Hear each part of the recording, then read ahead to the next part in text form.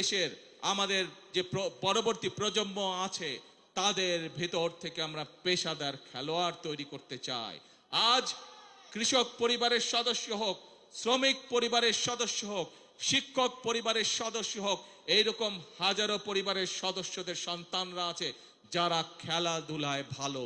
আমরা আমাদের সেই খেলোয়াড়দেরকে বের করে নিয়ে আসতে চাই, তাদেরকে আমরা প্রশিক্ষণ দিতে চাই এবং একই সাথে প্রশিক্ষণ দেওয়ার মাধ্যমে আমরা আন্তর্জাতিক পর্যায়ে আমাদের খেলোয়াড়দেরকে তুলে ধরতে চাই।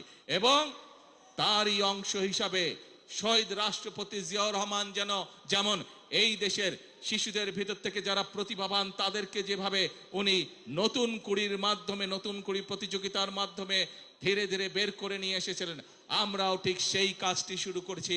নতুন কুড়ি প্রতিযোগিতার মাধ্যমে আমাদের আগামী প্রজন্মের ভিতরে কারা ভালো খেলোয়াড় আছে তাদেরকে বের করে নিয়ে আসবো।